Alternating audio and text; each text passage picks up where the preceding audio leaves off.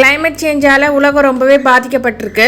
அதனால் உலக நாடுகள் எல்லாமே க்ரீன் எனர்ஜியை நோக்கி போய்கிட்டு இருக்காங்க. நாளுக்கு நாள் உலகத்தில் பொல்யூஷன் அதிகமாகிட்டே இருக்குது. அதனால் காற்றுல ஆன்டி மைக்ரோபியல் ரெசிஸ்டன்ஸ் உருவாகியிருக்கு. அது மட்டும் இல்லாமல் மனிதர்களை கொல்லக்கூடிய PM 2.5 பார்ட்டிக்கல் உருவாகியிருக்கு. நம்மளை சுற்றி பொல்யூஷன் அதிகமாக இருக்கிறதுனால நம்ம சாப்பிடக்கூடிய ஆன்டிபயோட்டிக் டேப்லெட்ஸ் கூட நமக்கு உதவ மாட்டேங்குது. இன்னும் புரிகிற மாதிரி சொல்லணுன்னா நம்ம நோய்களை குணப்படுத்தவே மாட்டேங்குது. இந்த ஏர் பொல்யூஷனை குறைக்கிறதுக்காக தான் வேர்ல்ட் கண்ட்ரிஸ் எல்லாமே எலக்ட்ரிக் வெஹிக்கிள்ஸை ப்ரமோட் பண்ணுறாங்க. கிளைமேட் சேஞ்சால் அக்ரிகல்ச்சர் ரொம்பவே பாதிக்கப்படுது. கிளைமேட் சேஞ்சால் தான் கிராப் ஃபெயிலியர் ரொம்பவே நடக்குது.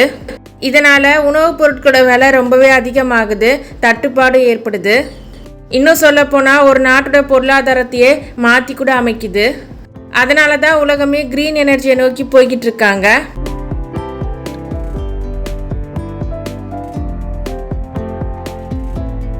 இந்த டைமில் UK நார்த் சீல ட்ரில் பண்ணுறாங்க. இன்னொரு பக்கம் சைனா நிலத்தில் ட்ரில் பண்ணிக்கிட்டு இருக்காங்க. சைனாவை பொறுத்த வரைக்கும் இது 2வது தடவை நிலத்தை ட்ரில் பண்ணுறாங்க. கல்ஃப் கண்ட்ரிஸை பொறுத்த வரைக்கும் அவங்க வளர்ந்ததுக்கு முக்கியமான ரீசன் அங்கே இருக்கக்கூடிய ஆயில் ரிசோர்ஸஸ் தான். அதே மாதிரி தான் UKல இருக்கக்கூடிய நார்த் சீ கரையோரங்களில் எண்ணெய் வளங்கள் நிறையவே இருக்குது. இதை எடுக்கிறதுக்காக தான் UK நார்த் சீல ட்ரில் பண்ணிக்கிட்டு இருக்காங்க.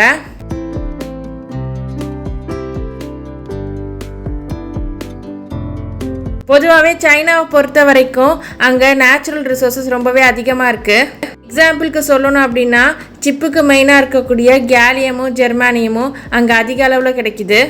இந்த பொருட்கள் எல்லாமே உலகத்தோட மற்ற பகுதியில் ரொம்ப கம்மியாக தான் கிடைக்குது. அதனால தான் செமிகண்டக்டர் சிப்பு மேனுஃபேக்சரிங்கில் சைனா மெயினாக இருக்காங்க. ஸோ இந்த மாதிரியான ரிசோர்ஸஸ் வேறு ஏதாவது கிடைக்குமான்னு பூமியை எப்போ சைனா ட்ரில் பண்ணிக்கிட்டு இருக்காங்க.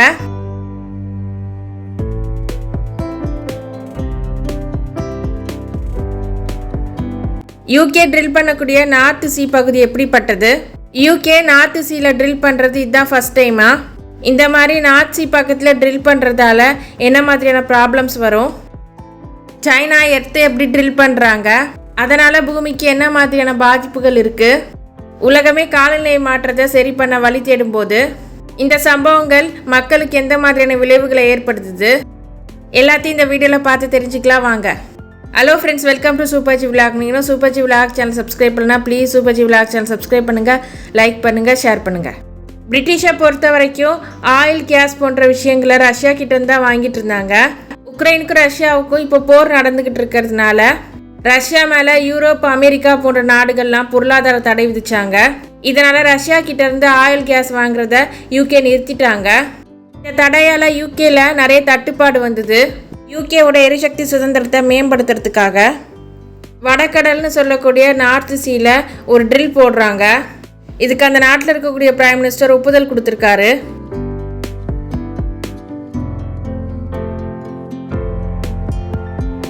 இப்போ நார்த் சீயை பற்றி பார்ப்போம். நார்த் சீயை பொறுத்த வரைக்கும் நார்த் வெஸ்ட் யூரோப்லேயே லொக்கேட் ஆகிருக்கு. அந்த சீயோட பார்டர்ஸில் நிறைய கண்ட்ரிஸ் இருக்காங்க. ஈஸ்ட் சைடு நார்வே, நார்த்தில் Sweden, Denmark, Germany, Netherlands, Belgium, France, United Kingdom. இந்த கண்ட்ரிஸ் எல்லாமே நார்த் சீயோட பார்டரை ஷேர் பண்ணிக்குது. நார்த் சீயை பொறுத்த வரைக்கும் இது அட்லாண்டிக் கூட கனெக்ட் பண்ணுது. இங்கிலீஷ் சேனல் மூலமாகவும் ஸ்ட்ரைட் ஆஃப் டோவர் இது மூலமாகவும் தான் அட்லாண்டிக்கை இது இணைக்குது. இது ஐரோப்பிய கப்பல்கள் போகிற வழியாகவும் இருக்குது. இந்த ஏரியாவில் மீன் வளம் ரொம்பவே நல்லா இருக்கும். ஆல்ரெடி நம்ம சொல்லியிருந்தோம்ல நார்த் சீயை நிறைய கண்ட்ரி ஷேர் பண்ணுதுன்னு. ஷேர் பண்ணுற அந்த கண்ட்ரிஸ்க்கு எல்லாமே அங்கே இருக்கக்கூடிய பீச் ரொம்பவே பாப்புலராக இருக்குது. அது மட்டும் இல்லாமல் அந்த பகுதியை பொறுத்த வரைக்கும் எண்ணெய் வளம் நிறையவே இருக்குது.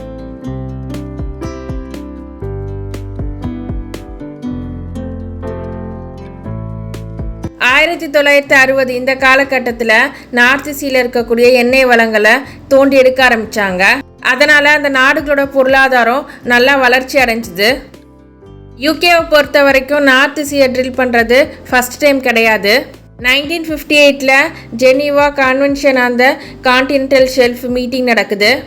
கடற்கரை பக்கத்தில் இருக்கக்கூடிய ரிசோர்ஸஸை ட்ரில் பண்ணி எடுத்துக்கலான்னு பர்மிஷன் கொடுத்துருந்தாங்க. இந்த ஒப்பந்தம் 1964 நடைமுறைக்கு வந்தது. இதன் காரணமாக நார்த் சீல நிறைய எக்ஸ்ப்ளோர் பண்ண ஆரம்பித்தாங்க. குறிப்பாக சொல்லணும்னா இங்கிலாந்தில் இருக்கக்கூடிய நார்த் சீயை ஆய்வு பண்ணுறதுக்கு பிரிட்டிஷ் பெட்ரோலியத்துக்கு பர்மிஷன் கொடுத்துருந்தாங்க. இவங்களுக்கு தான் முதல்ல லைசன்ஸ் கொடுக்கப்பட்டது. அதுக்கப்புறமா தான் 1965 பிபி நார்த் சீயில் இருக்கக்கூடிய ஈஸ்ட் ஆங்கிலிக்கன் கோஸ்டில் நேச்சுரல் கேஸ் இருக்கிறத கண்டுபிடிக்கிறாங்க.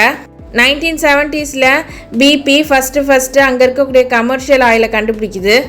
ஸ்காட்லாண்டில் இருக்கக்கூடிய ஈஸ்ட் ஹெர்பர்டனில் இந்த கமர்ஷியல் ஆயிலை கண்டுபிடிக்கிறாங்க.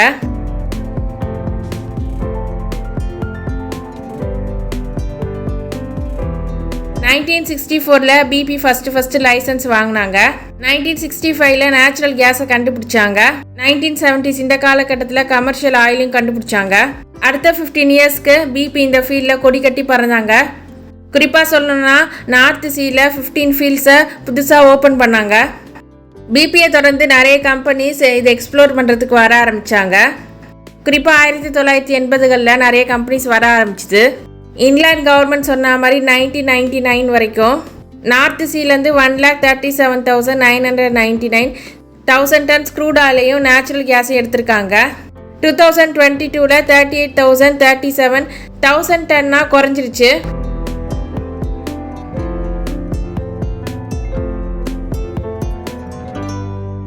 கடலோரத்தில் துளை அமைக்கிறதுனால என்னென்ன சிக்கல்கள் இருக்குன்றதை பார்ப்போம். இந்த மாதிரி துளைகள் அமைக்கிறதுனால மனிதர்கள், நீர், விலங்குகள் எல்லாத்துக்குமே ஆபத்து ஏற்படலாம். உலகத்தை பொறுத்த வரைக்கும் கிளைமேட் சேஞ்ச் மிகப்பெரிய சவாலாக இருக்குது. அப்படி இருக்கும்போது சீலையும் ஓஷன்லேயும் இந்த மாதிரி ஓட்டை போடுறதால கிளைமேட் சேஞ்ச் இன்னும் அதிகமாகிறதுக்கான சான்சஸும் இருக்குது. அது மட்டும் இல்லாமல் இந்த மாதிரி ஓட்டை போடுறதால சீயோட லெவல் இன்க்ரீஸ் ஆகலாம்.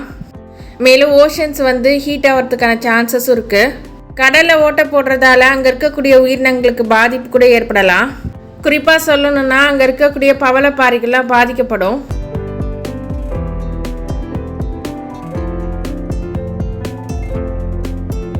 அடுத்தது சைனா எர்த்தில் ட்ரில் பண்ணிக்கிட்டு இருக்காங்க. அதை பற்றி பார்ப்போம். சைனாவை பொறுத்த வரைக்கும் ஏற்கனவே எர்த்தில் ட்ரில் பண்ணியிருந்தாங்க. அந்த ட்ரில்லிங் சயின்டிஃபிக் எக்ஸ்ப்ளோரேஷனுக்காகன்னு சொல்லியிருந்தாங்க. ஆனால் இப்போ சைனா எர்த்தில் இன்னொரு ட்ரில்லும் போட்டுக்கிட்டு இருக்காங்க. இந்த ட்ரில்லை பொறுத்த வரைக்கும் நிலத்துக்கு அடியில் இருக்கக்கூடிய ஆயில், கேஸ் எடுக்கிறதுக்குன்னு சொல்கிறாங்க. சைனா இப்போ ட்ரில் போட்டுக்கிட்டு இருக்க பகுதி ஜின்ஜியாங். பொதுவாக இந்த பகுதி அதிகமாக எண்ணெய் வளம் கொண்ட பகுதியாக இருக்குது. பூமியில் இருக்கக்கூடிய 10 அடுக்குகளை இது ட்ரில் பண்ணும். கடைசியாக இது கிரெட்டேஷியஸ் அமைப்பை தொடும்.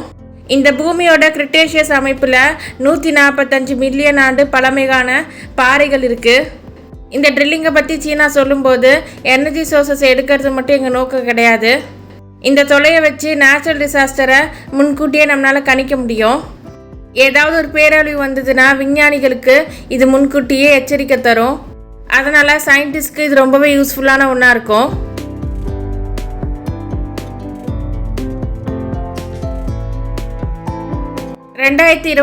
ஷி ஜின்பிங் ஒரு கூட்டத்தில் பேசியிருந்தார். அப்போவே இந்த ட்ரில்லிங் பற்றின எண்ணத்தை அவர் வெளிப்படுத்தியிருந்தார். இதுக்கு முன்னாடி 1989 ரஷ்யா பூமியை ட்ரில் பண்ணாங்க. இந்த ட்ரில்லிங் தான் உலகத்திலேயே ரொம்ப அதிகமான ஆழமாக கருதப்படுது. இதோட மீட்டரை பொறுத்த வரைக்கும் 12,000 மீட்டருக்கு மேலேயே இருக்கும்.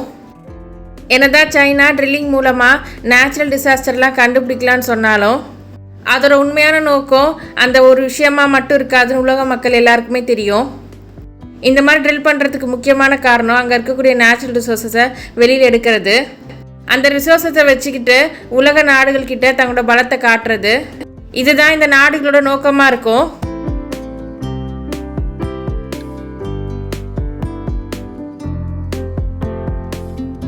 ஏற்கனவே கொரோனா வைரஸ் பல லட்சம் பேர் செத்து போயிட்டாங்க.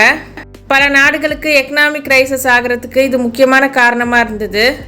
ஏன் இன்னும் சொல்ல போனால் சைனா எக்கனாமிக் கிரைசிஸில் போகிறதுக்கே இது முக்கியமான காரணமாக இருக்குது. இந்த வைரஸ் ஊஹான் லேப்லேருந்து வந்ததா நம்ம எல்லாருமே பேசிக்கிட்டு இருந்தோம். இந்த மாதிரி பூமியை காயப்படுத்துறதுனால அங்கே பூமிக்கு அடியில் புதஞ்சிருக்கக்கூடிய வைரஸ் வெளியில் வர்றதுக்கு நிறையவே சான்சஸ் இருக்குது.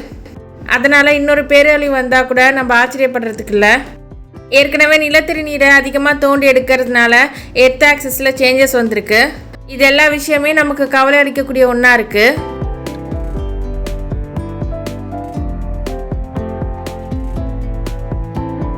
இப்போ ஜப்பான் ஃபிகுஷிமாவில் ரேடியோ ஆக்டிவ் வாட்டரை பசிபிக் ஓஷனில் கொஞ்சம் கொஞ்சமாக விட்டுக்கிட்டு இருக்காங்க. என்னதான் ஜப்பான் ஏஎல்பிஎஸ் மூலமாக ட்ரீட் பண்ண வாட்டர்னு சொன்னாலும் அதில் இருக்கக்கூடிய ஆபத்துகள் இனிமேல் தான் நமக்கு தெரிய வரும். ஜப்பான் கடலில் ரேடியோ ஆக்டிவ் வாட்டரை 5 நாளோ 10 நாளோ விட போகிறது கிடையாது. அவங்க இன்னும் 30 இயர்ஸ்லேருந்து 40 இயர்ஸ் வரைக்கும் ரேடியோ ஆக்டிவ் தண்ணியை கடலில் விட போகிறாங்க. ஏற்கனவே ஜப்பான் தண்ணியை விடாத அப்போவே சவுத் கொரியாவில் 100 ஃபீட் வரைக்குமே ரேடியேஷன் பாதிப்பு இருக்குது. அது மட்டும் இல்லாமல் அந்த பகுதி கடல்களில் பிடிக்கப்பட்ட மீன்கள் ரேடியோ ஆக்டிவ் அதிகமாக இருக்கிறதையும் கண்டுபிடிச்சிருக்காங்க. ஐஏஏ சொல்கிற மாதிரி அந்த தண்ணி மனிதர்களுக்கு எந்த ஆபத்தும் ஏற்படுத்தாதுன்னா ஜப்பான் நாட்டுக்குள்ளேயே அந்த தண்ணியை வேறு எதுக்காவது யூஸ் பண்ணியிருக்கலாம்.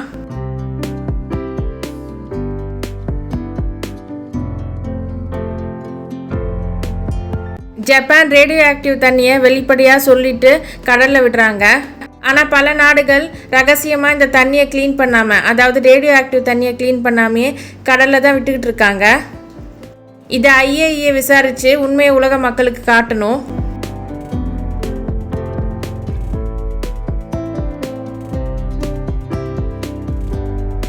சைனாவில் உருவான கொரோனா எப்படி உலகம் முழுதும் பாதிச்சுதோ, எங்கேயோ ஒரு மூலையில் ஏதோ ஒரு நாடு ஒரு விஷயத்தை பண்ணும்போது அதோட பாதிப்புகள் உலகம் முழுவதுமே இருக்கும்.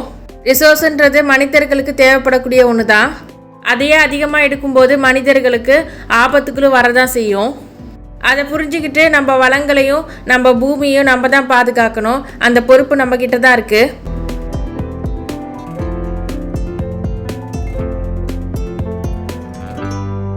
இந்த வீடியோ பற்றி நீங்கள் என்ன நினைக்கிறீங்க கமெண்ட் பாக்ஸில் கமெண்ட் பண்ணுங்கள். நம்ம சூப்பர்ஜி vlog சேனலில் நிறைய யூஸ்ஃபுல் இன்ஃபர்மேட்டிவ் வீடியோஸ்லாம் இருக்குது. இப்போ செக் பண்ணி பாருங்கள். இன்னும் நீங்கள் சூப்பர்ஜி vlog சேனல் சப்ஸ்கிரைப் பண்ணால் ப்ளீஸ் சூப்பர்ஜி vlog சேனல் சப்ஸ்கிரைப் பண்ணுங்கள், லைக் பண்ணுங்கள், ஷேர் பண்ணுங்கள்.